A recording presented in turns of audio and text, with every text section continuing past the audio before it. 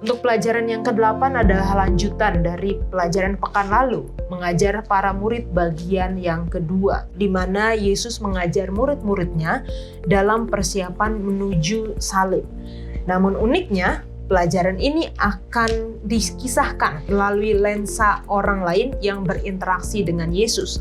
Ada isu mengenai perceraian, anak-anak, dan juga bagaimana berhubungan dengan kekayaan serta pahala dan harga dari mengikuti Dia. Ada statement yang menarik dari cerita ini, yaitu lebih mudah seekor unta melewati lubang jarum daripada seorang kaya masuk dalam kerajaan Allah. Apa maksud dari statement ini?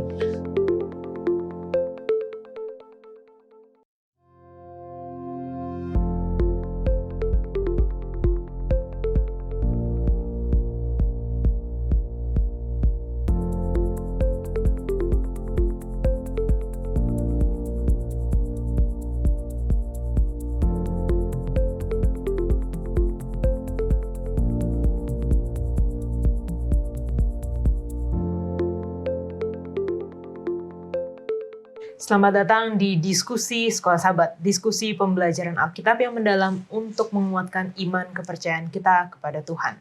Senang sekali bisa terus menemani pemirsa di dalam pembelajaran Sekolah Sahabat kita, pembelajaran mengenai Kitab Markus yang kita akan pelajari sepanjang triwulan ketiga tahun 2024. Dan saat ini kita sudah masuk di pelajaran yang ke-8.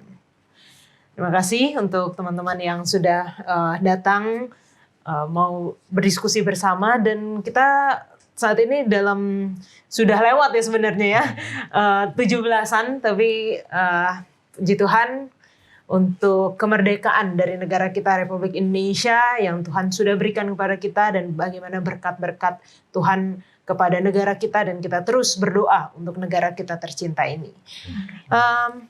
Kita ingin menyapa teman-teman yang sudah menuliskan di kolom komentar YouTube channel Diskusi Sekolah Sahabat. Untuk yang pertama, saya undang Pendeta Wilson untuk membacakan. Yang pertama dari Niko Tomeke. Shalom, saya dari cabang Sekolah Sahabat dari Desa Barataku, Kabupaten Halmahera Barat. Sangat bangga dengan pelajaran Sekolah Sahabat yang sangat menguatkan buat kami keluarga. Tuhan Yesus memberkati. Oke, salam juga. Lalu yang kedua dari Davy Esterly Lomban. Salam dari Bitung. Amin, pelajaran Sekolah Sahabat yang sangat memotivasi kehidupan kita. Tuhan Yesus memberkati. Oke, salam juga. Lalu yang ketiga, John Joseph. Shalom, God bless you all. Salam dari SDA Northridge, Amerika. Kiranya Tuhan yang kita cintai memberkati Hope Channel Indonesia. Wah, terima kasih atas doanya tentunya ya. Selanjutnya, Iin. Di sini ada Dosma P. Sibuea. Amin, sangat memberkati. Salam dari Lampung.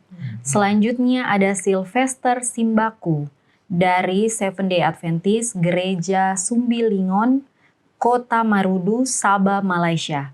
Terima kasih atas pelajaran Sekolah Sahabat yang begitu mengangkat jiwa, juga menguatkan iman kami. Amin, Tuhan memberkati. Dan yang ketiga dari Ellen Mongi. Terima kasih HCI atas diskusi Sekolah Sahabat yang boleh membuat kami mengerti. Tetap terus diberkati serta sehat selalu. Amin. Amin. Oke. Pertama dari Jack Leo. Terima kasih firman-Nya, Tuhan memberkati. Amin. Amin. Terima kasih untuk pesannya. Lalu kedua adalah dari Duharu. Shalom, kami dari Advent Lahad Datu Sabah, Malaysia. Mengucap syukur atas pembahasan firman Tuhan melalui pelajaran Sekolah Sahabat. Sangat memberkati. Amin. Amin. Dari saudara kita yang Malaysia. Dan ketiga, tidak jauh dari kota Jakarta, di mana kita sedang siaran sekarang, dari Aristio Aris. Terima kasih, Tuhan memberkati. Sungguh sangat menolong dan membantu memudahkan saya dalam belajar Sekolah Sahabat. Salam dari Jemaat Cihamplas, Bandung. Wah. Inilah pesan-pesan yang kita dapatkan dari pemirsa kita. Baik, puji Tuhan. Kita senang sekali mendengar kesaksian, cerita-cerita bagaimana program ini dapat membantu saudara-saudara sekalian, dapat memberkati di dalam pembelajaran Sekolah Sahabat. Dan tentunya kami terus menawarkan buku Sekolah Sahabat seperti yang ada di tangan saya ini kepada saudara-saudara yang rindu untuk belajar bersama mengenai Kitab Markus. Anda bahkan dapat membagikan kepada saudara-saudara, teman, tetangga yang rindu untuk belajar kitab Markus, karena kita akan mengirimkan buku ini secara cuma-cuma ke alamat Anda masing-masing. Segera hubungi nomor call center Hope Channel Indonesia karena stoknya juga terbatas. Untuk pelajaran yang ke-8 adalah lanjutan dari pelajaran pekan lalu, mengajar para murid bagian yang kedua. Pelajaran kita akan membahas dari kitab Markus 10, di mana Yesus mengajar murid-muridnya dalam persiapan menuju salib. Namun uniknya, pelajaran ini akan dikisahkan melalui lensa orang lain yang berinteraksi dengan Yesus. Ada isu mengenai perceraian, anak-anak, dan juga bagaimana berhubungan dengan kekayaan serta pahala dan harga dari mengikuti Dia. Pelajaran ini mempersiapkan para pengikut Yesus yang pada waktu itu bersama-sama dengan Yesus, dan juga bagi kita yang hidup sekarang ini untuk menghadapi tantangan-tantangan yang muncul di dalam pemuritan.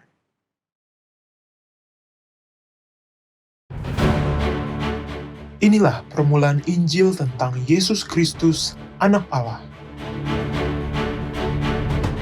Sejak awal, pembaca Injil Markus telah diberitahukan siapa gerangan Yesus itu.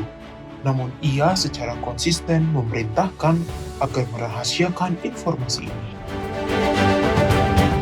The Messianic Secret. Mengapa sebuah Injil menginginkan kita untuk merahasiakan mengenai siapakah Yesus sesungguhnya? Kitab Markus dapat dibagi menjadi 2 bagian. Pasal 1-8 berkaitan dengan pertanyaan penting, siapakah Yesus? Terpampang dalam ajaran-ajaran dan mujizat-mujizatnya, menyerukan bahwa dialah Sang Mesias yang telah lama dinanti-nantikan. Bagian kedua dari Injil ini menjawab pertanyaan lainnya, kemanakah Yesus pergi? Jawabannya mengejutkan para pengikutnya yang berpikir Sang Mesias akan menaklukkan Roma dan mendirikan kerajaan Israel yang kuat. Bukan, Yesus sedang pergi menuju salib, cara kematian yang paling tercela dan memalukan di dunia Romawi. Yesus bergumul di Getsemani. Sesaat sebelum kematiannya, ia berseru dengan getir, "Allahku, Allahku, mengapa engkau meninggalkan aku?" Itulah kegelapan yang Kristus alami sebagai harga dari keselamatan kita. Sebuah kisah yang sangat luar biasa. Perkataannya, perbuatannya, tindakannya berbicara atas nama mereka sendiri mengenai kehidupan dan kematian Yesus dari Nazaret. Injil Markus.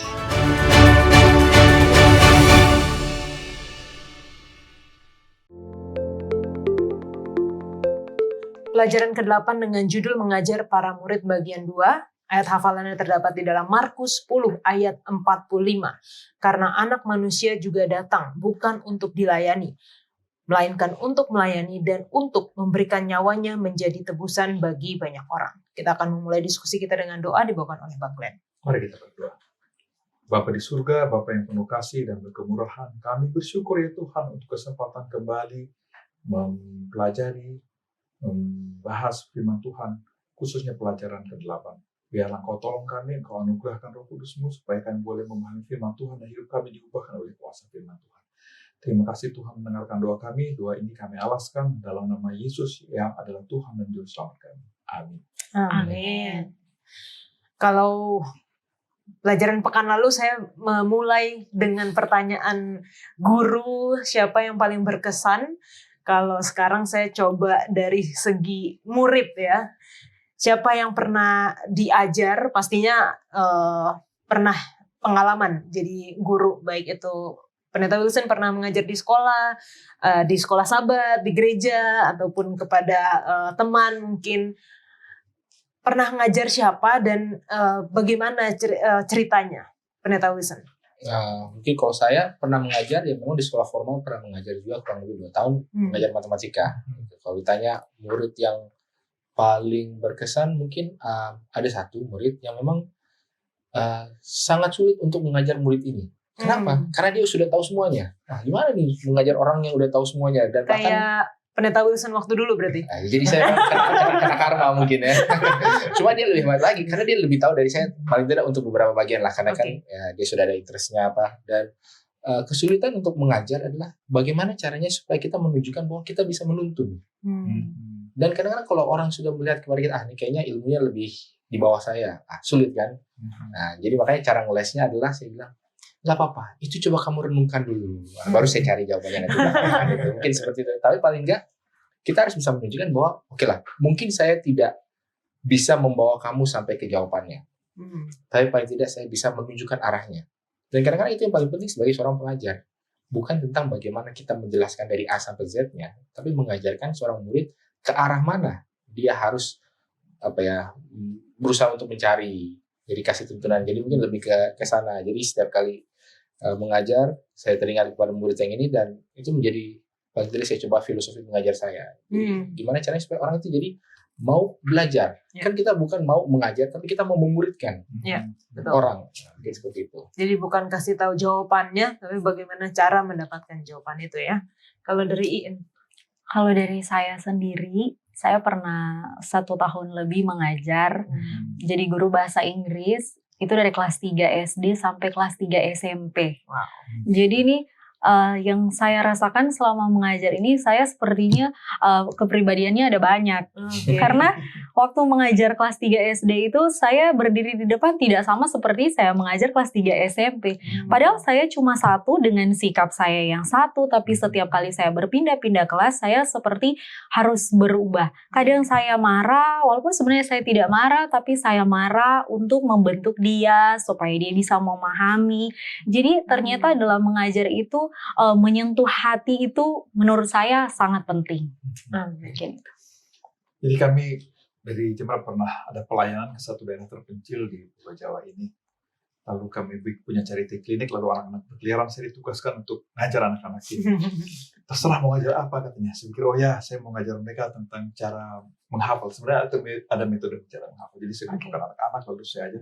Saya sangat low expectation sama mereka, bahwa mereka akan sanggup. Tapi ternyata mereka ini anak yang cerdas. Jadi diajar sebentar, mereka sudah sanggup untuk menghafal dengan cepat 20 item sekaligus. Dan saya bilang, wah luar biasa. Ternyata walaupun di pelosok-pelosok negeri kita ini, anak-anak juga punya kemampuan yang luar biasa yang Tuhan anugerahkan kepada mereka.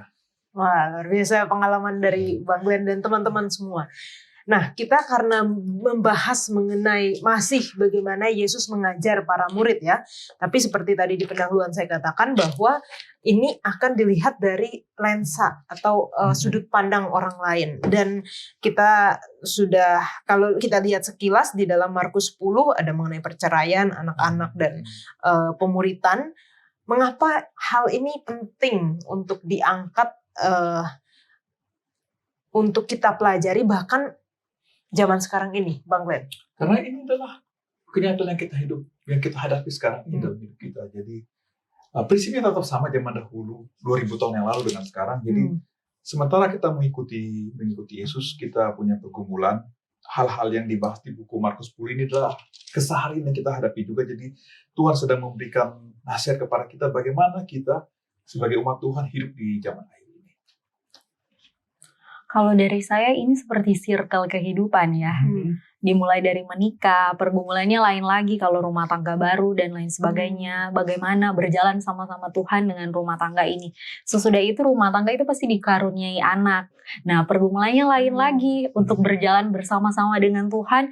Sudah bukan suami istri, sekarang sudah ada anak lagi. Nah, biasanya rumah tangga kalau terencana dengan baik, perekonomiannya juga akan lebih baik. Nah, kita udah masuk ke yang ketiga nih, tentang harta ya, kepemilikan. Kemudian dalam semuanya itu masihkah kita setia di dalam mengikuti Yesus? Jadi menurut saya ini adalah suatu perputaran kehidupan dari dulu sampai sekarang tetap sama. Amin.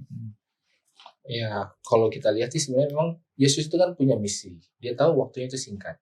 Jadi dia bukan hanya perlu untuk mengajar, bukan hanya perlu untuk mengajar para pengajar, tapi dia juga penting untuk mengajarkan bagaimana cara mengajarkan orang supaya dia bisa mengajar.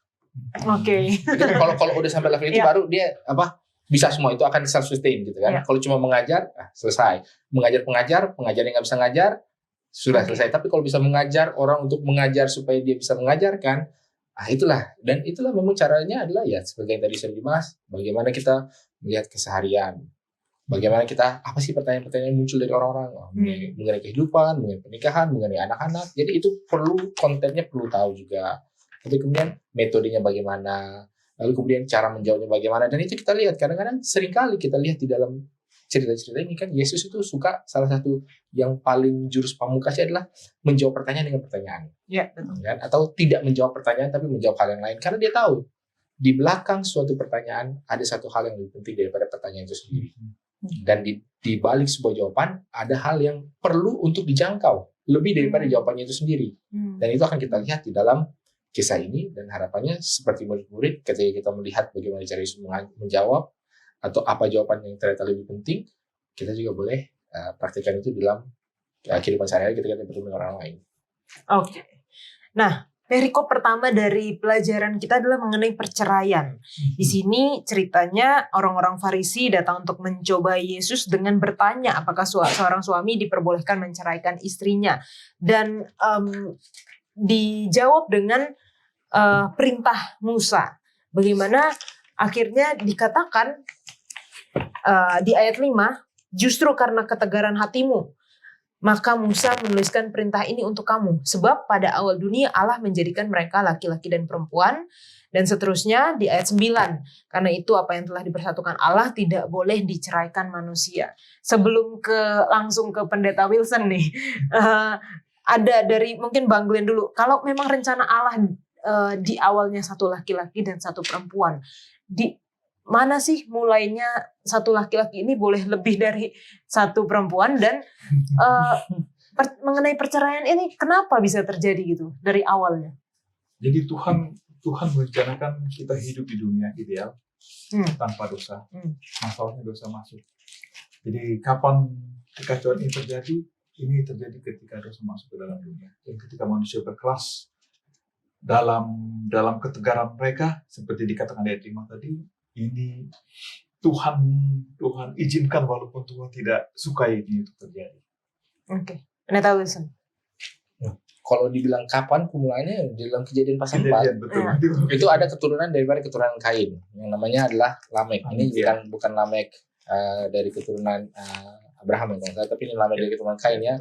Sedangkan dia orang yang pertama dicatat mengambil 2 istri. Jadi kalau dibilang sudah dari dulu sekali, mungkin dalam kita nggak tahu, mungkin 1000 tahun pertama atau 500 tahun ya, mungkin ya pokoknya pertama awal sekali sudah ada seperti itu. Jadi memang walaupun tujuan daripada Allah adalah satu laki-laki dengan satu wanita membentuk sebuah keluarga, tapi ternyata di dalam kenyataannya tidaklah sesuai dengan prinsipnya apa.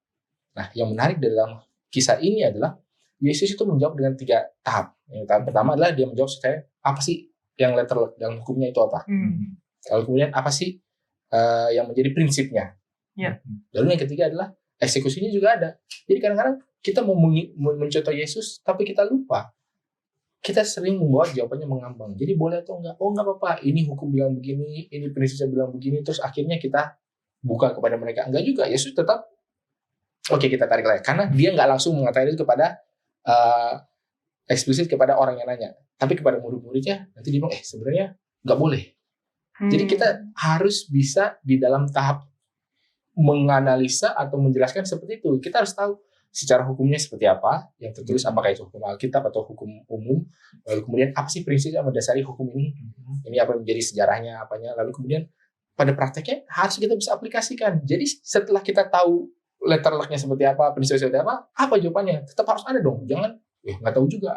Nah, Yesus tidak seperti itu. Dia bisa mengatakan, jadi tidak boleh seorang barang siapa menceraikan istri di dalam ayat 11 lalu kawin dengan perempuan lain, ia hidup dalam perzinahan terhadap istrinya. Jadi nggak boleh. Oke. Nah, kalau dari semua yang di sini kelihatannya Bang Glenn yang punya pengalaman lebih banyak ya, lebih kaya mengenai pernikahan. Mungkin ada nggak Bang tips-tips untuk pernikahan yang sehat, yang bahagia, dan bagaimana menolong pernikahan yang sudah berantakan supaya nggak ujung-ujungnya kan bercerai gitu kan, supaya nggak bercerai contohnya. Ya, jadi kalau bagaimana pernikahan itu bisa baik, keduanya harus menjadi satu seperti dikatakan Alkitab. Satu dalam pemikiran, satu dalam banyak hal. Apakah satu itu tidak terjadi perbedaan? Ada perbedaan, tetapi kita tiba pada satu kesepakatan bersama untuk dirinya seperti apa sehingga segala hal bisa dijalankan dengan baik. Dan hal kedua yang penting dalam rumah tangga adalah kasih dan pengampunan. Karena pasti dua pribadi dengan dua latar belakang keluarga yang berbeda ditemukan, pasti ada banyak sekali perbedaan. Bahkan saya yang sudah cukup lama, lumayan, selalu ada perbedaan di antara kami, dan bagian kami berdua adalah untuk saling memaafkan, saling menerima, saling mengasihi. Kan Yesus katakan di mana semakin banyak dosa semakin banyak pengampunan, kan. Jadi memang itu hal yang perlu, dan kita perlu kuasa Tuhan di dalam rumah tangga untuk melakukan itu. Karena kalau kita pakai kuasa kita sendiri, kita akan tiba pada level drain out, kecapean, kayaknya capek deh melakukan itu. Tapi kalau Tuhan memberikan kesanggupan kepada kita, maka ini akan bisa kita kembalikan. Dan kembali kepada keluarga yang sudah berantakan, memang kita perlu kuasa Tuhan. Kuasa Tuhan untuk menolong supaya dua hati yang keras ini, dua hati yang terluka ini boleh Tuhan pulihkan sehingga mereka kembali bersama-sama, dan kemudian mereka mau membangun komunikasi, mengingat kembali cinta mereka dulu, kisah cinta yang mula-mula, dan mereka kembali. Dan jangan lupa bahwa seringkali permasalahan rumah tangga itu kita oversimplify. Seringkali kita mengoversimplify itu. Ya udahlah, berdoa saja, ini masalah. Enggak. Kadang-kadang tidak sesederhana itu. Kalau kita butuh penasihat yang saleh, kita datang kepada penasihat yang saleh. Kalau kita perlu datang sama psikolog yang saleh, datang sama psikolog yang saleh. Kalau kita butuh pendeta yang saleh, kita datang pada pendeta saleh. Artinya kita terbuka untuk menerima masukan supaya melalui mereka Tuhan boleh menolong kita untuk memperbaiki apa yang rusak. Oke. Saya ingat Pendeta Wilson pernah bilang, pernikahan ya kalau nggak salah, itu kayak roller coaster. Kalau bahagia banget gitu. Pernikahan itu menaikkan rata-rata kebahagiaan dan juga standar deviasi kebahagiaan. Jadi rata-rata kalau sebelum menikah begini, sebelum menikah lebih tinggi, tapi tingginya tinggi, rendahnya juga lebih rendah. Tapi itu bukan berarti bahwa yang rendahnya itu banyak. Karena kan standar deviasi kan 1-2 aja dalam yang banyak itu udah bisa langsung mempengaruhi. Jadi bukan berarti pernikahan itu banyak jeleknya, enggak. Tapi ketika lagi berantem itu, rasanya lebih berat ya. Lebih sedihnya atau lebih itu maksudnya. Kalau pendeta ada tips yang mau ditambahkan? Warren Buffett pernah mengatakan tips pernikahan dan investment itu sama. Low expectation. Maksudnya bukan low expectation itu seperti sesuatu yang jelek ya. Jadi saya nggak bilang itu sebenarnya sepenuhnya benar, tapi kadang-kadang memang ekspektasi terlalu tinggi itu bisa menghancurkan pernikahan juga. Saya mau istri saya begini-begini. Itu kok istri ada, itu normal. Tapi ada juga orang yang ekspektasi tinggi ke saya. Kalau saya nanti menikah pasti begini-begini. Ekspektasi tinggi juga ke diri. Ternyata nggak kesampaian juga. Jadi yang perlu juga selain low expectation adalah kasih karunia, mercy, yaitu orang itu nggak dihukum sesuai dengan ganjaran dia. Dan juga grace, yaitu rahmat. Orang mendapatkan nggak sesuai juga dengan yang dia pantas dapatkan. Jadi kalau istri kita ternyata, dia berbuat salah, pantasnya kita giniin. Tapi kita tidak, kita berikan mercy. Lalu kemudian, istri saya cuma segini-segini aja kok, harusnya dia nggak saya servis atau nggak saya layani lebih jauh dalam hal apapun. Tapi kita berikan kasih karunia, grace, karena memang dia tidak layak dalam tanda kutip mendapatkan itu, tapi tetap kita lakukannya. Sebenarnya 2 itu aja. Jadi kasih turunannya adalah grace dan mercy itu sebenarnya bisa. Walaupun mudah untuk diucapkan, teori ya. Dan saudara-saudara pemirsa sekalian, kalau misalnya ada mungkin kesulitan ya di dalam rumah tangga, di dalam pernikahan, Hope Channel Indonesia memiliki program namanya Obsesi Hati, obrolan suami istri yang sehat dan rohani, di mana narasumbernya adalah keluarga Pendeta Kuntaraf. Di situ banyak membahas topik-topik mengenai pernikahan dan juga menuju pernikahan ataupun juga di dalam rumah tangga.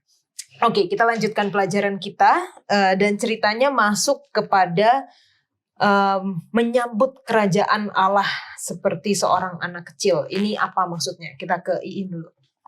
Mungkin kalau dari saya untuk seorang anak kecil ya, anak kecil ini dia terbuka untuk apa saja yang dikasih tahu. Jadi kalau diajar ke anak kecil ini semuanya akan dia terima sebagaimana diajarkan.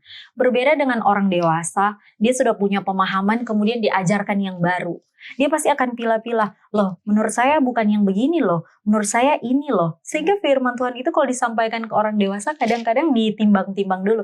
Yang ini masuk ke saya nih, yang ini kayaknya enggak, kayaknya ini enggak boleh deh. Tapi seorang anak kecil dia benar-benar membuka hati untuk sesuatu yang kalau mau isi sesuatu yang baik itu akan mengena kepada seorang anak kecil. Sehingga saya merasa inilah maksud Tuhan Yesus, kenapa harus diterima seperti seorang anak kecil menerima itu kerajaan surga. Jadi sudut pandang lain yang bisa kita lihat adalah bahwa anak kecil itu dia menerima, bukan berupaya untuk mendapatkan. Ya kan? Iya. Sama seperti Pastor Wilson punya anak kecil, apa yang mereka buat supaya dikasih baju yang bagus, Pastor? Kan nggak ada. Jadi hal kerajaan surga juga seperti itu. Kerajaan surga itu tidak ada yang kita buat supaya kita dapat kerajaan surga. Tapi kerajaan surga itu kita terima karena kebaikan hati Tuhan, sama karena kebaikan dan kasih orang tua, maka anak ini dipelihara, maka kerajaan surga itu diberikan kepada kita juga karena kebaikan dan kemurahan hati Tuhan. Amin. Ya, mungkin satu hal yang menarik juga supaya boleh ditambahkan sedikit adalah ya kita perlu menyadari bahwa keselamatan atau surga itu adalah karunia. Bukan kan kita layak mendapatkannya, bukan karena saya sudah berusaha, saya sudah ini, makanya apapun itu, atau kita merasa bahwa supaya mendapatkan saya harus begini, itu kan sebenarnya membuat kehidupan kerohanian itu menjadi sesuatu yang kering dan terlalu legalis. Dan makanya Yesus bilang nih, kalau anak kecil menyambut sesuatu, menerima sesuatu adalah karena memang dia menerima dari orang atau dari orang tua yang mengasihi dia. Bukan karena anak ini pantas mendapatkan, tapi karena memang dia adalah seorang anak. Jadi dia mesti memiliki mindset pemikiran seorang anak. Beda dengan, mindset saya adalah seorang pegawai. Saya mendapatkan sesuatu dari bos saya. Berarti saya harus kerja. Kadang-kadang bos saya jahat, apa-apa. Tapi kalau mindset saya adalah anak, saya pasti dapatkan ini. Dan saya akan menerima itu dengan sukacita. Karena saya menerima dari orang tua saya. Mungkin seperti itu. Luar biasa pelajaran yang kita dapatkan. Nah, seringkali juga secara tidak sadar bagaimana orang tua memasukkan konsep Tuhan dari kecil itu kadang-kadang saya menemukan ada yang salah. Contohnya Tuhan adalah Tuhan yang kejam, atau Tuhan yang kalau kamu nurut Tuhan akan berkati, kalau kamu nakal kamu nggak akan masuk surga nanti, kamu akan masuk neraka. Dan itu diproses seperti tadi In katakan, anak kecil menerima as it is gitu, seperti apa yang diajarkan kepada dia, sehingga kadang-kadang ketika dia dewasa konsep itu masih ada di dalam pikirannya. Nah, bagaimana sih sebenarnya secara praktikal kita dapat mengajarkan anak-anak kita di dalam generasi ini untuk memiliki konsep yang benar tentang Tuhan? Kita akan lanjutkan setelah yang satu ini.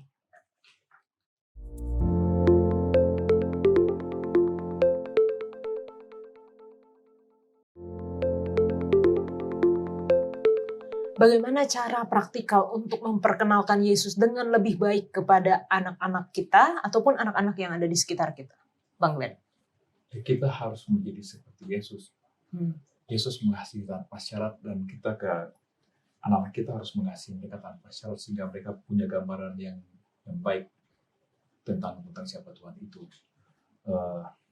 Tapi kalau mereka salah bagaimana? Ya disiplin harus kita jalankan. Tuhan juga kalau kita baca di dalam kitab, disiplin juga Tuhan jalankan. Tetapi Tuhan selalu mengedepankan kebaikan baru disiplinnya di belakang. Jadi jangan besarkan anak dengan ancaman, rasa takut. Tapi mari kita besarkan mereka dengan kasih, dengan kehangatan, dan ajar mereka juga untuk mengetahui otoritas. Karena itu penting bagi mereka untuk mengetahui otoritas. Iya. Kalau dari saya jadi ingat waktu kecil dulu. Kan namanya juga anak-anak ya. Walaupun hari Sabat di gereja ketemu teman-teman yang lain, palingnya suka kejar-kejaran, suka ada aja mainan. Mama saya suka bilang, kalau bermain hari Sabat nanti tidak masuk surga. Jadi saya ingat sekali, oh, kenapa surga ini seperti susah sekali. Cuma karena surga saya harus tidak boleh bermain hari Sabat. Padahal bermain itu sesuatu yang menyenangkan.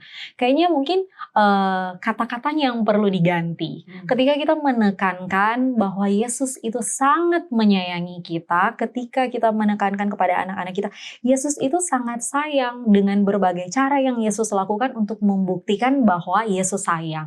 Nah selanjutnya saya sayang. Kalau saya sayang, saya harus bagaimana? Mungkin jangan nggak bakal masuk surga ya kalau kayak gini. Tapi karena saya sayang pada Yesus, maka saya sebaiknya jangan bermain pada hari Sabat. Mari duduk di dalam gereja bersama-sama. Mungkin pola bahasanya yang harus dibuat lebih enak didengar. Karena anak-anak akan mengingat itu terus dan akan berpengaruh banyak.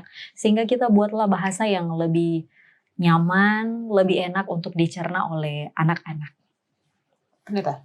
Ini pertanyaan yang sangat sulit ya. Bagi saya lebih mendapatkan bagaimana mengenal Yesus setelah punya anak-anak daripada bagaimana cara mengenalkan Yesus kepada anak-anak. Karena apa ya? Maksudnya ketika kita dengan anak-anak, maksudnya saya jadi lebih memahami gitu loh. Kalau punya anak satu, seolah-olah wah saya tahu kasih Allah karena sebagaimana saya mengasihi anak saya.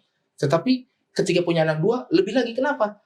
Seperti Allah punya perasaan ketika umatnya itu saling ribut, saling menyakiti, ya begitulah perasaan itu kalau anaknya dua ya. Kalau punya anak tiga, kayak saya anak tiga, jadi lebih lagi dalam arti saya tahu. Jadi ini bukanlah soal saya membela siapa yang duluan, membela yang berikutnya. Kalau dua kan oke, kita anju dulu yang kakaknya, baru adiknya. Tapi kalau tiga, wah lebih susah lagi jugglingnya gitu kan. Jadi itu memahami saya lebih. Tapi pelajaran yang saya harap bisa saya berikan kepada anak saya untuk mengenai Yesus adalah ya itu tadi, saudara, bagaimana kamu ini saya sayang bukan karena kamu ini baik. Kadang-kadang kamu baik, kadang-kadang kamu enggak. Kamu ini saya hukum bukan juga karena kamu jahat atau karena kadang-kadang kamu bandel, kadang-kadang kamu baik juga, tapi lebih kepada karena sayalah orang tua yang mengasihi kamu. Dan ketika saya coba ajarkan itu ya saya juga memahami Allah ada demikian ya. Harapannya saya lebih bukan jadi tidak peduli, jadi lebih selengan dalam kerohani, tapi lebih yakin, lebih tenang gitu loh. Jadi ya Tuhan itu mengasihi saya sebagaimana saya mengasihi anak saya. Jadi mungkin ini bukan menjawab bagaimana mengenalkan ke anaknya, tapi lebih bagaimana ya mungkin cara mengenalkan Yesus kepada anak-anak lah ya kita rawat dia sampai dewasa sehingga dia bisa punya anak. Ya. Supaya dia bisa ngerti juga. Oke, dan kita bisa baca di dalam pelajaran hari Senin di paragraf yang terakhir dikatakan janganlah tabiatmu yang tidak menyerupai tabiat Yesus itu salah menyatakan Yesus. Jangan menjauhkan anak-anak itu daripadanya dengan kekakuan dan kekasaranmu. Jangan pernah membuat sampai mereka merasa bahwa surga itu bukanlah tempat yang menyenangkan bagi mereka. Kalau ada di situ, janganlah membicarakan agama seperti sesuatu yang tidak dapat dipahami atau oleh anak-anak atau berlaku seakan-akan mereka tidak diharapkan untuk menerima Tuhan karena masih anak-anak. Jangan memberi kesan palsu kepada mereka bahwa agama Tuhan adalah agama yang gelap, bahwa untuk mendekati Yesus mereka harus membuang segala sesuatu yang menggembirakan hidup. Jadi ini merupakan satu pelajaran bagi kita bagaimana kita dapat memperkenalkan Yesus kepada anak-anak dan juga merasakan bagaimana kasih Yesus kepada kita. Tadi seperti yang Pendeta Wilson katakan ketika memiliki anak ya, karena seperti itulah, seperti kasih orang tua kepada anaknya, seperti itulah kasih Allah kepada kita. Kita masuk di dalam pelajaran yang selanjutnya mengenai perikopnya, judulnya adalah orang kaya sukar masuk kerajaan Allah. Nah, perikop ini berbicara mengenai berhala, di mana orang muda itu ketika dia datang kepada Tuhan dan bertanya apa yang harus kulakukan untuk memperoleh hidup yang kekal, dan Yesus mengatakan apa yang ada di hukum Allah, dan dia sebutkan lagi, oh semua itu sudah saya lakukan sejak dari masa muda. Lalu Yesus tahu bahwa di dalam hatinya dia masih memiliki berhala, yaitu kekayaannya. Dan itulah sebabnya bagaimana Tuhan mengatakan, hanya satu lagi kekuranganmu. Pergilah, jualah apa yang kau miliki dan berikanlah itu kepada orang-orang miskin. Maka engkau akan beroleh harta di surga, kemudian datanglah kemari dan ikutlah aku. Respon dari anak muda ini sangat menyedihkan karena dia kecewa, pergi dengan sedih sebab banyak hartanya. Bagaimana cara kita bisa mengetahui bahwa kita ini sebenarnya lagi atau seperti anak muda ini punya berhala, sesuatu yang mungkin kita nggak sadar, tetapi kita merasa kita sudah berada di dalam jalan Tuhan selama ini, sudah mengikut perintah Tuhan, padahal kita sebenarnya punya berhala, Bang Len. Ya. Untuk ini kita butuh berdoa supaya Tuhan menolong kita untuk tahu kondisi saya. Kemudian kita melakukan pemeriksaan diri. Jadi mulai berpikir, sekarang yang menjadi prioritas hidup saya ini apa sih? Ya kan? Prioritas hidup saya apa? Lalu bertanya lagi, kalau saya punya uang, saya punya waktu, ini sebagian besar ini larinya kemana nih? Larinya kemana? Kemudian kalau ini hilang, saya terganggu nggak? Ya kan? Jadi ada beberapa pertanyaan ketika kita tahu bahwa ketika waktu saya, uang saya, prioritas saya kepada sesuatu lebih daripada kepada Tuhan, itu sudah amaran kepada saya, jangan-jangan saya sudah punya Allah lain. Dan kita perlu berdoa supaya Tuhan memberikan hikmat kepada kita untuk memahaminya. Berbicara tentang berhala, menurut saya segala sesuatu yang saya lebih utamakan ketimbang Tuhan, itu adalah berhala saya. Kadang-kadang kalau kerja terlalu berlebihan, kemudian ibadah malamnya jadi terlewat, karena pasti pulang sudah lelah dan sudah tidak bersemangat lagi, besok pagi sajalah Tuhan pas worship pagi begitu. Tiba-tiba langsung tidur, sepertinya pekerjaan itu sudah menjadi berhala. Bahkan berhala itu bisa dalam bentuk orang. Ketika saya mencintai orang itu lebih daripada saya mencintai Tuhan, saya mau melakukan apa saja untuk orang ini, tapi untuk Tuhan seolah-olah sedikit saja, itu juga adalah berhala saya. Dan kita pasti, menurut saya secara pribadi, saya akan memahami ini ketika itu sudah mengambil kredit terlalu banyak dibandingkan dengan Tuhan. Itu adalah berhala bagi saya. Oke. Pertanyaan besarnya bagaimana cara kita meninggalkan berhala itu? Apakah seperti pekan lalu kita belajar potong itu? Kalau pekerjaan sudah menjadi berhala kita keluar dari pekerjaan, tapi kita memiliki masalah lain, habis itu nggak punya kerjaan. Gimana Pendeta? Ya mungkin kalau sebenarnya cara mengetahui apakah kita memiliki berhala atau tidak, dan apa yang harus kita lakukan terhadap berhala itu adalah kita lakukan seperti yang orang muda ini lakukan. Apa yang anak muda ini lakukan? Dia datang kepada Tuhan dan mengatakan, saya mau melakukan hal yang lebih lagi supaya saya mendapat sesuatu. Ini mungkin ada kontras juga dengan yang sebelumnya tentang anak-anak ya. Jadi orang muda ini merasa sudah melakukan banyak hal, tapi kayaknya ada sesuatu yang dia masih rasa kurang. Dan seringkali bagi kita itu juga. Kadang-kadang mungkin saya udah di gereja, saya rajin ini, saya begini, saya rajin nonton Hope Channel lah, saya bahkan jadi pencari Hope Channel. Tapi sepertinya ada hal yang kayaknya saya masih mau lakukan untuk Tuhan. Dan ketika kita datang kepada Tuhan dan bilang seperti itu, baru Tuhan akan tunjukkan, ternyata ini loh yang menjadi berhala kamu. Jangan-jangan saya datang jadi panelis di Hope Channel ini adalah berhala saya, karena saya merasa keren, jawaban saya kok bagus-bagus ya. Saya sampai di YouTube saya ulang-ulang lagi, bukan orang lain tapi bagian saya sendiri gitu. Karena saya merasa betapa keren jawabannya. Itu bisa juga menjadi berhala. Nah, cara meninggalkannya adalah ya mungkin jawabannya seperti di pelajaran yang sebelumnya, bagaimana menjadi seperti anak-anak. Bahwa kadang-kadang kita menjadikan kerohanian itu berhala juga. Ya kan, kadang-kadang kita bilang bahwa kalau berhala saya pekerjaan, berhala saya uang, itu berhala yang jelek, udah pasti ketahuan. Tapi kadang-kadang berhala rohani ya perbuatan baik kita, apa segala macam, itu sebenarnya yang lebih parah daripada kekayaan. Karena bagi si orang ini, orang kaya ini jangan salah loh. Yang harus dia tinggalkan itu bukanlah kekayaannya, tapi bagaimana dia merasa dia sudah melakukan banyak hal. Makanya Yesus bilang, kamu merasa kamu sudah melakukan banyak hal. Oke, kalau kamu mau adu, bagian apa lagi yang harus kamu lakukan, oke, jual semua hartamu. Gitu kan? Jadi itu berhala dia, jangan salah. Kita seringkali mengira berhala orang kaya ini adalah kekayaannya. Bukan. Berhala daripada orang ini adalah bagaimana dia merasa dia sudah. Makanya diambil sesuatu yang mungkin paling yang paling mencakup sebelumnya. Dan kalau kita sambungkan ke pelajaran yang sebelumnya, seberapa literal ini? Kadang-kadang sulit juga. Kalau mengadu dengan orang kaya, jangan salah. Secara absolut, orang kaya itu ngasih lebih banyak dari saya, pasti. Secara absolut. Secara proporsi juga pasti lebih banyak. Saya ngasih cuma mungkin beberapa 20%, 30%. Orang kaya mungkin ngasih sampai 70% kekayaan dia. Tapi karena miliaran ya 30%-nya udah cukup. Jadi secara absolut kalah, secara proporsi kalah. Jadi bukan soal kekayaan. tetapi tentang pasti ada sesuatu yang perlu kita serahkan. Dan itu sesuatu sebenarnya yang penting. Dan kalau itu apa, ya kembali ke jawaban saya di awal tadi. Ketika kita merasa, oh Tuhan, saya mau melakukan sesuatu, saya mau menjadi lebih dekat lagi, saya mau menjadi bagian daripada murid-muridmu yang ada di inner circle-nya, ya, sebenarnya pelajaran kita pekan lalu, ya, itulah yang akan menunjukkan kepada kita, jadi apa ini berhala saya, apa yang harus saya tinggalkan, apa yang harus saya lakukan, itu akan lebih kena lagi di situ. Oke. Dan ini menjadi peringatan bagi kami juga ya di Hope Channel ya, jangan sampai merasa bahwa sudah melayani, sudah berada di dalam pelayanan, tapi ternyata kita seperti orang kaya ini yang memiliki, yang merasa sudah melakukan banyak hal bagi Tuhan, tapi kita masih merasa kosong di dalam hati kita.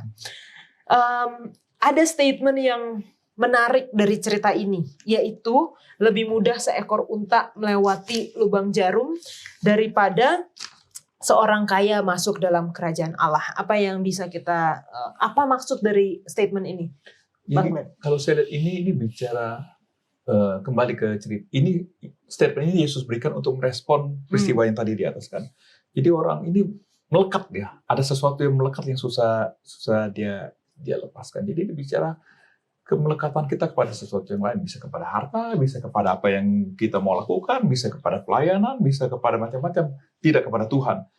Jadi Yesus sedang bicara bahwa ketika ada sesuatu yang lebih daripada Tuhan melekat dalam hidup kita, kita nggak bisa ketahan nih kita. Tapi pada sisi yang lain Yesus sedang bicara bahwa bagi Tuhan tidak ada yang mustahil. Amin. Jadi ke surga itu susah kita, karena kita sebagai manusia kita punya banyak dosa, banyak kelemahan, tapi kembali bagi Tuhan tidak ada yang mustahil, bahwa Tuhan sanggup dalam segala kelemahan kita, dalam segala kekurangan kita, kalau kita datang kepada Tuhan, Tuhan sanggup untuk menyelamatkan dan menolong kita. Amin. Ya, untuk melanjutkan, sepertinya saya juga sama pendapatnya. Melalui statement ini dinyatakan bahwa ke surga itu saya sepertinya di luar dari imajinasi. Dengan kekuatan saya, seberapa banyak saya mencoba untuk melakukan yang terbaik pun tidak akan mungkin. Rasanya sangat susah ya, rasanya sangat susah. Dan disinilah partnya Allah itu benar-benar dinyatakan. Bahwa keselamatan itu murni, adalah pemberian kasih karunia Allah. Saya bersusah payah pun tidak akan menambahi apa-apa. Itulah pentingnya saya bergantung sepenuhnya kepada Tuhan. Karena keselamatan yang saya tuju itu cuma Tuhan yang bisa memberinya. Oke. Benar. Jadi ya kalau mau memaknai apa ini maksudnya lebih mudah seekor unta melewati lubang jarum, secara keseluruhan kita bilang bahwa ini sesuatu yang mustahil. Memang Tuhanlah yang bisa memberikan kepada kita kerajaan surga. Oke. Tapi di sisi yang praktikal, dan ini salah satu orang bilang bahwa unta melewati lubang jarum itu adalah ada satu gerbang di kota Yerusalem di mana unta itu harus lewat, makanya harus dicopot semua beban-bebannya sehingga dia bisa lewat. Ya itu ada teori yang mengatakan itu, dan itu mungkin make sense juga ya, karena kalau Yesus langsung bilang terhadap sesuatu hal yang mustahil tidak perlu ada yang dilakukan, ya udahlah kita diem aja lah, karena itu kan semua kuasa Allah. Jadi kalau saya sih melihatnya ini adalah suatu hubungan antara kita melakukan sesuatu yang sepertinya mustahil, tetapi pada saat yang sama kita lakukan dan kita menyadari bahwa Tuhanlah yang akan menyelesaikannya. Dan sebenarnya kalau ketika memahami seperti itu, apakah saya bisa meninggalkan harta saya? Apakah saya bisa meninggalkan berhala saya yang adalah mungkin pekerjaan saya, karir saya? Apakah saya bisa melakukan hal itu? Ya kita nggak tahu bisa atau enggak. Dan Allah mengatakan ini adalah sesuatu yang sulit, sukar, ya bukan mustahil, atau bahkan dalam hal yang lain bukan mustahil. Tapi bagi Tuhan itu mungkin. Caranya bagaimana? Ya udah, kita mulai aja. Yang nggak tahu secara literal ya kita mulai saja, ya kita bawalah unta kita ke depan suatu lubang jarum, lalu kita lihat bisa lewat atau enggak. Ya, Alkitab mengatakan bisa. Caranya seperti apa? Ya kita nggak tahu. Tapi Alkitab mengatakan ya. Jadi kita datang kepada Tuhan karena kita beriman bahwa itu bisa terjadi. Caranya seperti apa? Bagi setiap orang masing-masing berbeda penerapannya pasti. Jadi kalau saya sih melihatnya seperti itu. Baik, terima kasih penjelasan Pak Pendeta. Jangan kemana-mana teman-teman, karena kita akan lanjutkan setelah yang satu ini.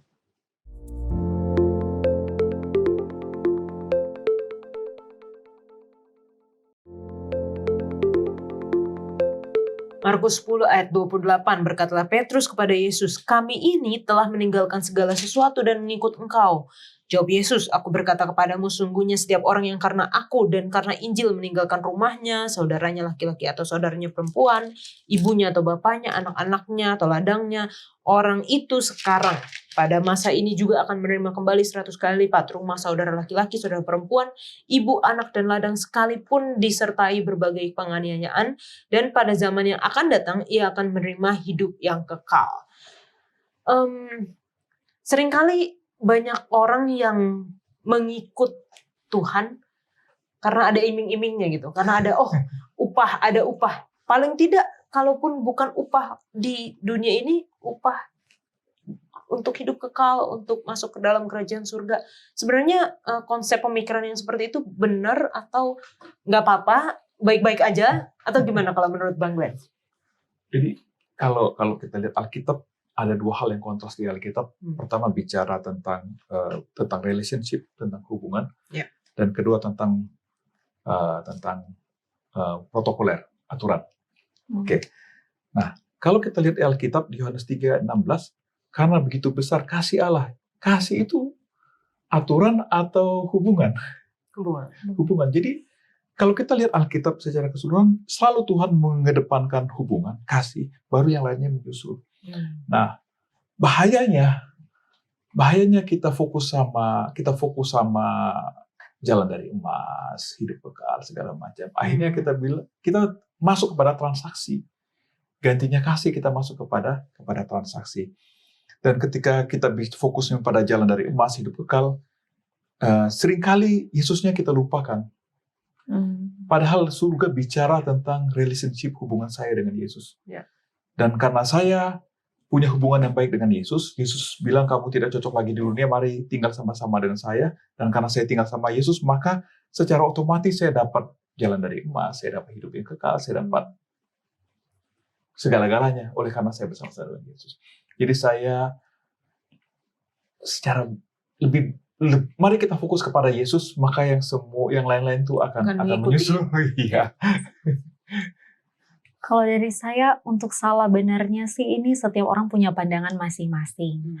Tapi saya belajar dari murid-murid Yesus.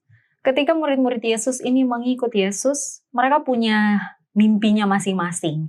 Ada yang mau berdiri di sebelah kanan, ada yang mau di sebelah kiri, ada yang mau jadi pemimpin, jadi bendahara, dan lain sebagainya. Mereka punya kerinduan mereka masing-masing. Tapi setelah berjalan bersama-sama dengan Yesus, itulah saat dimana mereka berproses. Dan kita tahu banyak akhir cerita dari murid-murid Yesus, mereka melewati jalan yang sama seperti yang Yesus lakukan, mereka martir demi kebenaran itu sendiri. Ya kalau dari saya secara pribadi, saya melihat surga itu sebagai akhir nanti tujuan saya, itu bagi saya tidak masalah. Tapi bagaimana ketika saya demi mencapai surga ini mau berproses bersama-sama dengan Yesus. Karena di dalam proses itu Yesus pasti akan membentuk saya. Motif saya akan dimurnikan sehingga saya berjalan bersama-sama dengan Dia. Dan saya layak menerima upah itu masuk dalam kerajaan surga. Ya mungkin sebenarnya sudah menjawab juga ya. Kalau kita gabungkan kedua hal ini, ya kalau saya sih melihatnya, apakah salah mengikut Tuhan mengharapkan upah? Tidak, karena Tuhan sendiri yang mengatakan ikutlah aku akan kuberikan hal ini. Jadi tidak salah gitu loh. Dan memang upah itu nyata gitu. Jangan kita bilang bahwa oh ya nanti upahnya itu adalah hal yang di awang-awang ya, hubungan atau sesuatu yang abstrak, bagaimana kita mengerti. Enggak, secara nyata ada. Dan bahkan kepada Petrus dikatakan bukan di masa nanti oke, kehidupan yang kekal oke lah, tapi di sekarang pun juga ada yang harus kamu dapatkan. Dan itu harus kita imani dan harus kita ya udah nggak apa-apa. Tapi setelahnya seperti yang tadi kata Iin juga ya ada prosesnya. Mungkin orang ketika pertama kali mengikut Tuhan mau mengharapkan upahnya. Ya nggak apa-apa, biarlah dia datang kepada Tuhan mengharapkan upahnya. Orang lain datang kepada Tuhan karena takut dihukum, ya biarlah dia takut lari dari, kan ada ini apa push and pull gitu kan, fear atau reward gitu, punishment atau reward, ya nggak apa-apa. Dia lagi mengejar rewardnya atau dia lari dari punishmentnya, itu tidak apa-apa. Setelah mengikut dengan Tuhan, ya setelah hubungan itu ada, ya seperti Nurul bilang ya proses itu akan berlanjut. Jadi kita jangan mengotak-otakan cuma ini loh jalan masuk yang tepat, karena ya kita juga nggak tahu apakah jalan yang kita pilih itu adalah jalan yang tepat atau enggak. Tapi yang perlu kita sadari adalah bahwa Allah adalah Allah yang mengasihi kita, yang menerima sebagaimana kita ada dengan segala motivasi kita, tapi tidak membiarkan kita di mana kita berada. Dia akan membawa kita ke dalam suatu pemahaman yang lebih dalam lagi.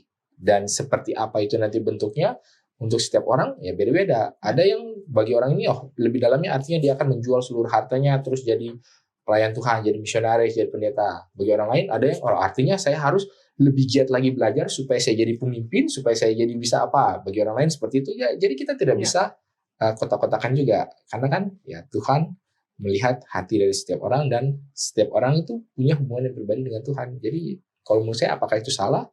Tidak. Ya. Saya suka tadi yang Pendeta Wilson katakan, mulai di mana kita berada, tapi Tuhan tidak akan membiarkan kita terus di situ. Tuhan akan membawa kita ke arah di mana yang Dia inginkan. Dan di dalam Markus 10 kita kembali lagi melihat ya dua hal atau dua cerita yang kita sudah pelajari di pekan lalu yang ada di Markus 9 juga, yaitu pemberitahuan ketiga tentang penderitaan Yesus. Kalau pekan lalu kita sudah belajar pemberitaan kedua, lalu dilanjutkan dengan siapa yang terbesar di antara murid, dan juga di Markus 10 ada permintaan Yakobus dan Yohanes bukan memerintah melainkan melayani. Pekan lalu Pendeta Wilson juga sudah jelaskan bagaimana hal itu digenapi, di mana Yakobus adalah rasul pertama yang mati sebagai martir, dan Yohanes adalah rasul yang paling lama hidup dan diasingkan ke Patmos. Mungkin ada dari Pendeta Wilson mengapa kedua hal ini ditempatkan berdekatan gitu dan dengan alur yang sama. Bahkan setelahnya itu ada Yesus menyembuhkan Bartimeus yang buta, seperti yang kita pelajari di awal dari Markus 9. Ya, kalau kita melihatnya sebenarnya kenapa kisah ini sampai dua kali disampaikan dengan, kalau bisa kita bilang, topik yang sama, ya mungkin beberapa hal. Yang pertama adalah ya pengulangan, ya kan, pengulangan itu adalah sesuatu yang baik. Lalu kemudian yang kedua adalah mungkin di dalam konteks kali ini bukan lagi seperti bagaimana kalau yang sebelumnya kan hanya siapa yang orang yang paling besar di mana tadi di dalam ayatnya yang ke siapa yang terbesar di antara murid-murid kan. Ini berbicara mengenai siapa yang duluan, siapa yang pokoknya paling besar. Tapi kalau di dalam yang sekarang ini bukan siapa yang terbesar di dunia, tapi kan nanti kelak di surga nanti bagaimana. Jadi kadang-kadang sama juga seperti kita kadang-kadang kalau di dunia ini saya mau jadi yang paling kaya, mau jadi ini oke lah. Tuhan bilang enggak. Tapi udah kalau itu di surga lah. Kita juga seringkali seperti itu. Siapa nanti? Saya tidak sukses di dunia, tapi saya mau mengumpulkan bintang-bintang di mahkota saya di surga. Sama aja jadi prosesnya gitu loh. Jadi Yesus mau mengatakan, sebenarnya kalian ini masih di dalam hal yang sama gitu loh. Mau jadi yang terbesar di dunia, salah. Kita betulkan. Lalu kemudian mau jadi yang terbesar di surga, iya salah juga. Ya dibetulkan juga. Jadi hal yang sama, tapi ada sedikit plot twistnya gitu loh. Kalau menurut saya. Jadi ya kembali, tapi jawabannya tetap sama. Baik di dunia maupun di surga, yang terbesar dan yang terutama adalah orang yang melayani. Kalau ditambah lagi, kalau di sini adalah ini kan sekarang kan yang terbesar umum lah. Sekarang kalau di dalam konteks yang sekarang lebih kepada punya kuasa untuk pemerintah, punya kuasa untuk ini ya seperti di surga nanti kan. Tapi jangan salah, di surga pun juga jangan kita berpikir nanti di surga kita akan punya dunia untuk kita atur. Jangan salah. Jangan di surga pun juga kita akan jadi tukang cuci di surga. Karena itulah pelayanan di surga gitu. Jadi jangan salah juga gitu loh. Jangan nanti di surga kita diberikan dunia-dunia baru bukan untuk kita perintah, tapi untuk kita layani. Nanti malah kaget kita semua. Jadi nggak sesuai dengan yang kita harapkan. Nah, itu juga makanya Yesus mau luruskan bahkan dari sekarang ini. Jadi hal yang sama, cuma ada sedikit perbedaannya. Amin. Kita masuk di cerita yang terakhir ya, bagaimana Yesus menyembuhkan Bartimeus, pengemis yang buta. Dia duduk di pinggir jalan dan ketika Yesus lewat, dia berseru, "Yesus anak Daud, kasihanilah aku." Banyak orang yang menegurnya supaya ia diam, tetapi semakin keras dia berseru, "Anak Daud, kasihanilah aku." Lalu Yesus berhenti dan berkata, "Panggillah dia." Mereka manggil orang buta itu dan berkata kepadanya, "Kuatkan hatimu, berdirilah, ia manggil engkau." Lalu ia meninggalkan jubahnya, ia segera berdiri dan pergi mendapatkan Yesus. Tanya Yesus kepadanya, "Apa yang kau kehendaki supaya aku perbuat bagimu?" Jawab orang buta itu, "Rabuni, supaya aku dapat melihat." Lalu kata Yesus kepadanya, "Pergilah, imanmu telah menyelamatkan engkau." Pada saat itu juga melihatlah ia. Lalu ia mengikuti Yesus dalam perjalanannya. kita senang gitu untuk membaca dan mempelajari cerita mujizat-mujizat Yesus, terutama bagaimana Yesus menyembuhkan orang-orang. Apakah mujizat seperti ini masih berlaku di zaman sekarang? Dan kita melihat juga banyak ibadah-ibadah pemulihan, ibadah di mana mujizat-mujizat itu dilakukan. Menurut Bang Glenn seperti apa? Saya percaya Tuhan masih ingin melakukan penyembuhan hingga saat ini. Kalau kita dengar teman-teman yang melayani sebagai misionaris di daerah pedalaman dalam segala keterbatasan mereka, akhirnya satu-satunya hal yang mereka bisa lakukan adalah berdoa. Dan Tuhan bekerja dengan luar biasa. Seringkali Tuhan juga memberikan alat-alat yang sederhana kepada kita, jus, terapi, segala macam hal yang sederhana untuk menjadi sarana mujizat supaya orang-orang bisa dipulihkan. Jadi kalau tanya sama saya masih percaya Tuhan masih melakukan mujizat hingga saat ini dengan cara Tuhan dan untuk kemuliaan bagi nama Tuhan.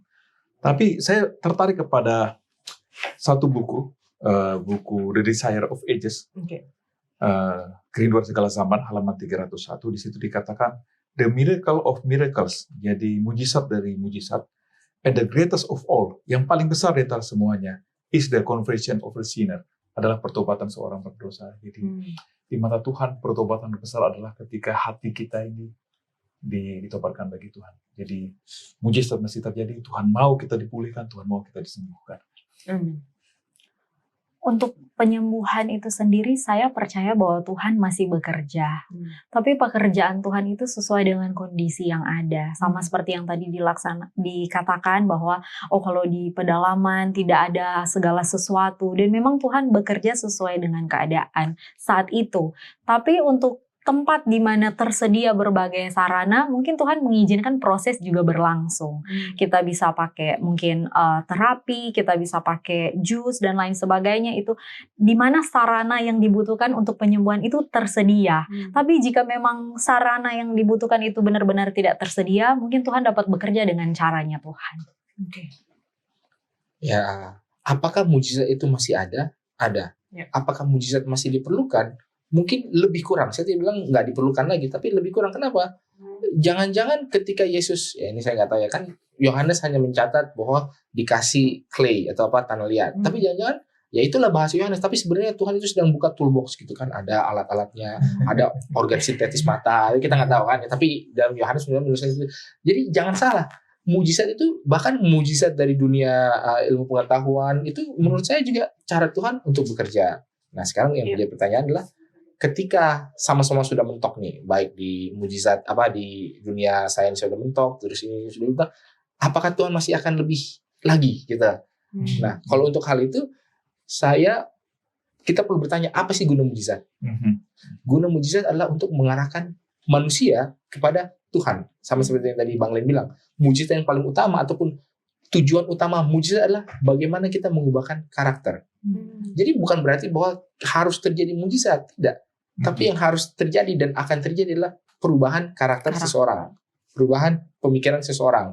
Terlepas daripada adakah mujizat yang supranatural, atau apakah sesuatu terjadi dalam dunia saintifik atau dalam situasi dan kondisi, atau apakah tidak terjadi apapun juga. Ya itu kan juga membangun karakter.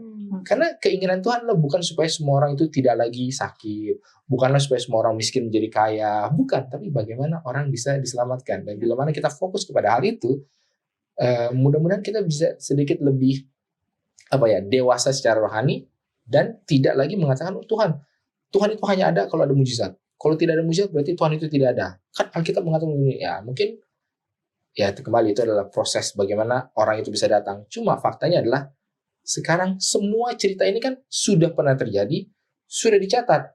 Jadi istilahnya Tuhan nggak perlu lagi menunjukkan karena sudah terjadi. Kalau harus kita alami sendiri setiap kali kan repot. Nah sekarang kita sudah melihat di dalam firman Tuhan bahwa Tuhan itu ada segala macam. Nah sekarang mungkin mujizat yang lebih diperlukan adalah bagaimana bahkan tanpa kehadiran mujizat supra alami yang seperti yang kita inginkan, tapi kita masih percaya kepada bahwa Allah itu ada. Nah, mungkin itu mujizat yang terbesarnya. Bukan mengatakan bahwa tidak ada bukti, kita harus percaya tanpa bukti, enggak juga.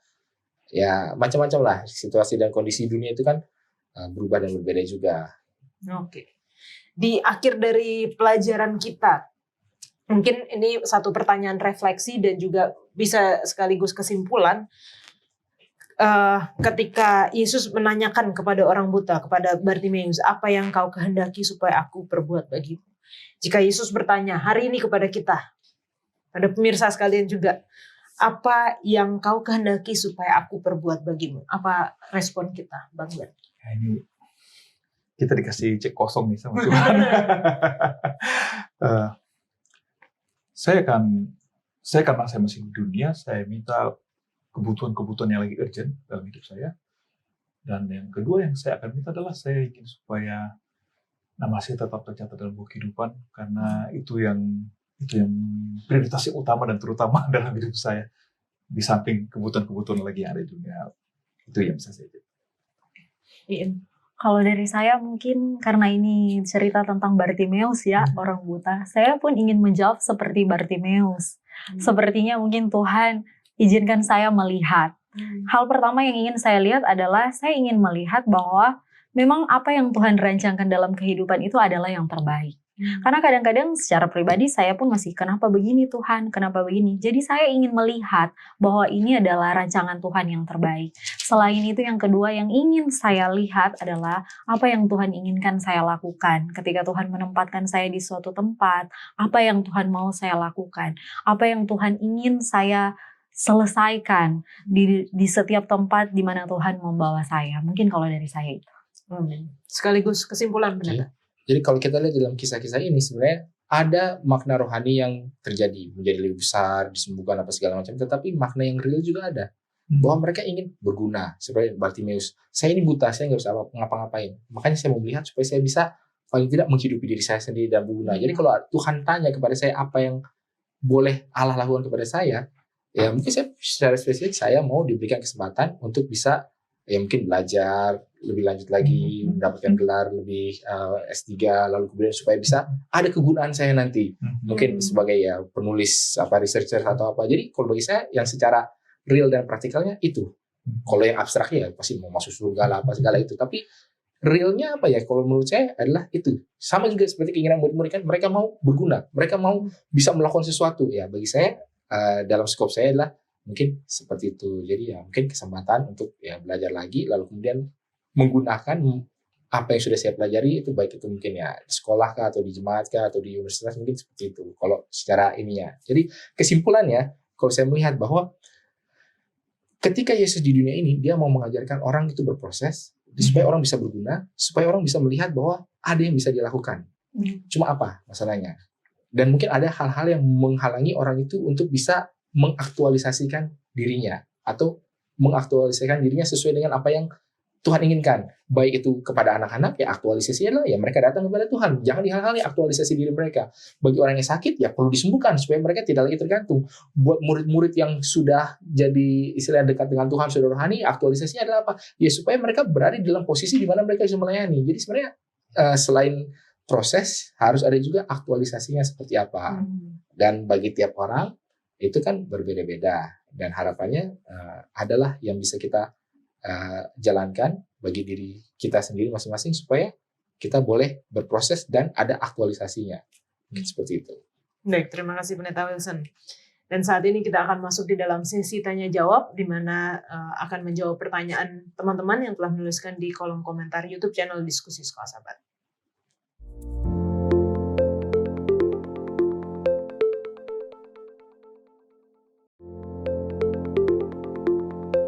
Saat ini kita masuk di dalam sesi tanya jawab bersama dengan Pendeta Alberto Tulalesi. Terima kasih Pendeta. Terima kasih Kak Yola. Sudah bersedia untuk datang dan menjawab pertanyaan dari teman-teman yang telah menuliskan di kolom komentar YouTube channel Diskusi Sekolah Sahabat.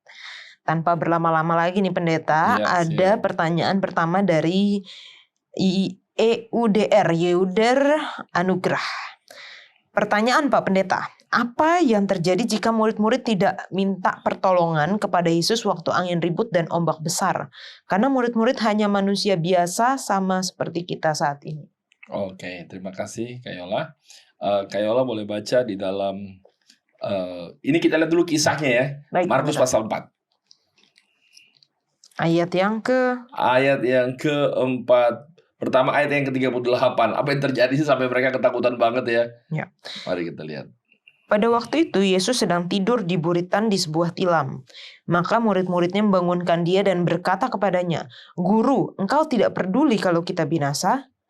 Ia pun bangun menghardik angin itu dan berkata kepada danau itu, "Diam, tenanglah." Lalu angin itu reda dan danau itu menjadi teduh sekali. Lalu ia berkata kepada mereka, "Mengapa kamu begitu takut? Mengapa kamu tidak percaya?" Mereka Baik. menjadi sangat takut dan berkata seorang kepada yang lain, "Siapa gerangan orang ini sehingga angin dan danau pun taat kepadanya?" Baik, terima kasih. Terima kasih. Kak Yola, jadi pertanyaannya apa yang terjadi jika murid-murid tidak meminta pertolongan pada Yesus pada waktu angin ribut ya? Sebenarnya memang murid-murid tidak meminta pertolongan dari awal ya. Coba kita Betul. lihat dulu kisahnya ini ya. Jadi dia bercoba sendiri, akhirnya malah dia marahin Yesus lagi ayat 38 tadi. Pada waktu Yesus sedang tidur di buritan di sebuah tilam, maka murid-muridnya membangunkan dia dan berkata kepadanya, "Guru, engkau tidak peduli kalau kita binasa?" Jadi ini kan malah sepertinya malah komplain terhadap Yesus. "Guru, apa engkau nggak peduli ini kayak kita akan binasa?" Jadi itu yang terjadi. Jadi tapi Yesus dengan penuh rahmatnya malah dia bilang kan, dia tegur dalam ayat 40 kan, "Mengapa kamu begitu takut? Mengapa kamu tidak percaya?" Jadi itu problemanya ya, memang ketidakpercayaannya. Kenapa? Jadi apa yang terjadi katanya? Apa yang akan terjadi jika murid-murid tidak minta pertolongan daripada Tuhan? Ketakutan, pesimis menghadapi hidup ini, nggak berani menghadapi hidup ini, ketakutan dan gentar. Itu yang terjadi, itu fakta. Ketika mereka nggak minta pertolongan dari Yesus, mereka ketakutan, mereka gentar, mereka bilang bahwa mereka akan segera binasa. Itulah yang terjadi dengan mereka ketika mereka coba mengandalkan diri mereka sendiri. Saya yakin mereka kan itu penelayan dan itu tempat mereka mencari nafkah, itu di mana mereka mencari ikan di sana. Mereka nelayan-nelayan di tempat itulah mereka hidup. Jadi tadinya mereka sudah berusaha terus segala macam dan akhirnya mereka nggak berhasil. Dan ketakutanlah menimpa mereka. Jadi orang-orang yang tidak percaya kepada Tuhan, nggak minta pertolongan dari Tuhan dalam hidup mereka, kita akan menghadapi kehidupan ini dengan penuh rasa takut, kebimbangan, kecemasan, bahkan bilang, "Oh, kita akan binasa." Jadi pesimis hidup ini. Padahal Tuhan memanggil kita. Coba boleh baca Amsal 3 ayat 5-7 Kak Yola. Oke, Amsal 3 ayat 5-7, "Percayalah kepada Tuhan dengan segenap hatimu, dan janganlah bersandar kepada pengertianmu sendiri. Akuilah Dia dalam segala lakumu, maka Ia akan meluruskan jalanmu. Janganlah engkau menganggap dirimu sendiri bijak. Takutlah akan Tuhan dan jauhilah kejahatan." Itu dia. Ya. Jadi memang harus jangan andalkan diri. Ya. Kita dipanggil jangan andalkan diri, jangan percaya kepada diri. Percaya kepada diri maka kita akan gagal. Percaya kepada diri maka hidup ini kita akan pesimis, kita akan penuh dengan ketakutan dan kecemasan. Tapi kalau percaya kepada Tuhan, ada rasa damai, kesejahteraan dalam kehidupan kita. Amin, terima kasih Pak Pendeta. Baik, pertanyaan selanjutnya dari Manalu, Washington. "Saya melihat belakangan ini mujizat secara jemaat hampir tidak ada. Dan roh persaudaraan semakin terabrasi. Yang ada hanya doktrin-doktrin seperti hari Sabat dan perpuluhan. Bagaimana ini?" Baik, terima kasih. Terima kasih Saudara Manalu, Washington ya. Ini gimana nih? Kenapa nggak kelihatan mujizat ini? Betul, Jangankan zaman sekarang. Di zaman itu, waktu Yesus di Nazaret, tidak terjadi mujizat yang banyak. Coba kita baca. Ini saya ambil dari kitab Matius ya. Matius 13 ayat 58. Boleh Kak Yola lihat? Oke, Matius 13 ayat yang ke-58. Kita bacakan ayat 58. "Dan karena ketidakpercayaan mereka, tidak banyak mujizat diadakannya di situ." Ya, karena ketidakpercayaan mereka, maka tidak terjadilah mujizat di daerah itu. Di Nazaret ya, komplain mereka, prasangka mereka, mereka nggak percaya sama Yesus Kristus. Siapa dia? Dia ini anak tukang kayu, dia seorang tukang kayu. Jadi akhirnya nggak bisa terjadi apapun. Saudara-saudaraku yang kasih dalam Tuhan, makanya Tuhan memanggil kita. Coba saya mau ngajak Mazmur 34 ayat 9 bahasa Indonesianya. Oke, Mazmur 34 ayat yang ke-9. Sini dikatakan, "Kecaplah dan lihatlah betapa baiknya Tuhan itu. Berbahagialah orang yang berlindung kepadanya." Baik, terima kasih Kak Yola. Jadi memang kita harus betul-betul merasakan kebaikan Tuhan dalam pengalaman kehidupan pribadi kita. Percaya sepenuhnya kepada Tuhan dan kita akan kecap bagaimana ajaibnya Tuhan, bagaimana baiknya Tuhan, bagaimana mujizat-mujizat yang terjadi dalam kehidupan kita ini. Ada banyak. Iya. Ada banyak sekali perkara dalam kehidupan ini saya boleh saksikan ya. Contoh saja lah tentang menjaga hukum Tuhan di dalam memelihara hukum yang keempat. Ingat dan kuduskan hari Sabat. Ada banyak dalam pengalaman pelayanan saya sebagai pendeta dalam pengembalaan saya. Ada banyak yang tadinya umat bimbang dan ragu. Mau makan apa saya, pendeta? Mau makan apa saya, pendeta? Kalau saya nggak kerja hari Sabtu.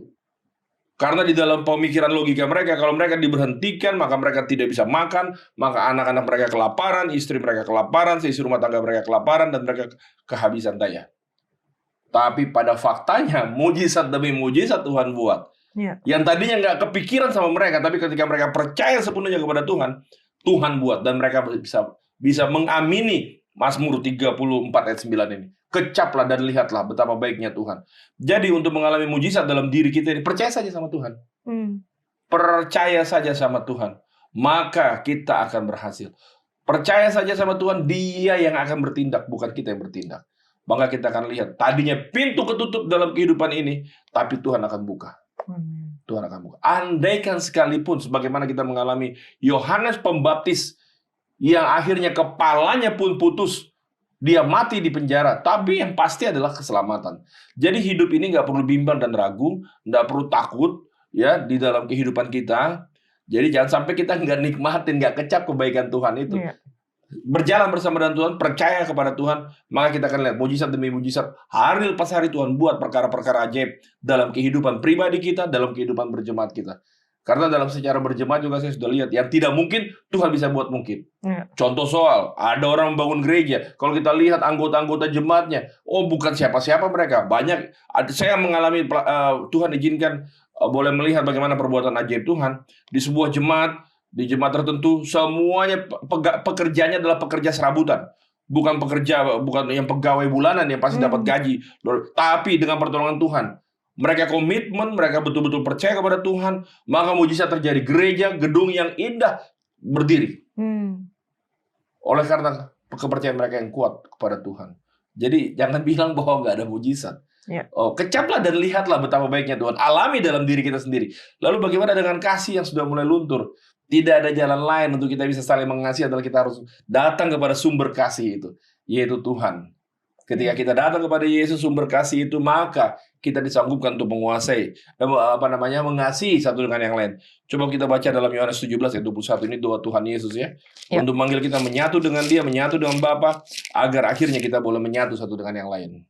Yohanes 17 ayat 21, supaya mereka semua menjadi satu, sama seperti Engkau ya Bapa di dalam aku dan aku di dalam Engkau, agar mereka juga di dalam kita, supaya dunia percaya bahwa Engkaulah yang telah mengutus aku. Iya, kita harus satu di dalam Bapa, satu di dalam Kristus, supaya kita semua menjadi satu, agar dunia percaya bahwa kita ini adalah umatnya dan Yesuslah Tuhan dan Juru Selamat kita. Jadi itu yang mungkin saya bisa sampaikan ke Yola. Amin, terima kasih Pak Pendeta. Kalau saya boleh tanggapi sedikit, kadang kita juga lupa bersyukur ya Pendeta ya. Iya. Lupa menghitung berkat. Kita rasa mujizat itu harus yang besar-besar, harus yang instan, harus yang wah. Padahal di dalam kehidupan kita itu semuanya penuh dengan mujizat. Amin. Baik, terima kasih Pak Pendeta sudah menjawab pertanyaan-pertanyaan. Bagi teman-teman yang masih memiliki pertanyaan seputar dari kitab Markus, silahkan tinggalkan di kolom komentar YouTube channel Diskusi Sekolah Sahabat dan kita akan membahasnya. Kita kembali ke studio.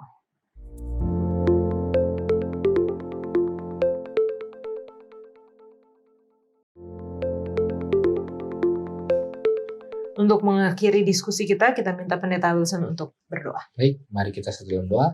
Ya Tuhan, Allah Bapa kami dalam kerajaan surga, kami sungguh bersyukur ya Tuhan, di dalam diskusi pelajaran kita, mempelajari pelajaran sekolah sahabat, kitab Markus ini, kita boleh bersama-sama dengan para murid-murid, mempelajari bagaimanakah Yesus rindu untuk mengajar, untuk menunjukkan apa sih hal yang penting dalam hidup ini, bagaimana melayani, bagaimana kita boleh menjadi yang terbesar melalui apa yang kita layani di dalam kehidupan kita. Biarlah itu boleh kita praktekkan di dalam kehidupan kita masing-masing ya Tuhan, di dalam segala peran-peran yang kita miliki, Dan biarlah Tuhan selalu memberikan hikmat kebijaksanaan yang kami butuhkan, baik kepada yang hadir di sini maupun pemirsa yang menyaksikan dimanapun mereka berada. Ini menjadi harapan kami, dalam Yesus kami berdoa. Amin. Amin. Terima kasih Pendeta Husen, Bang Glenn, dan juga Iin sudah berdiskusi bersama.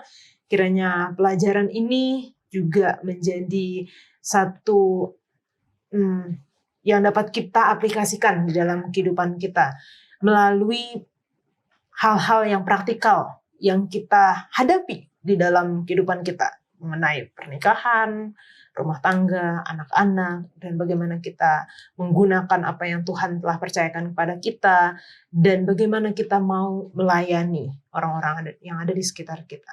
Kita akan bertemu dan belajar di episode selanjutnya. Tuhan Yesus memberkati.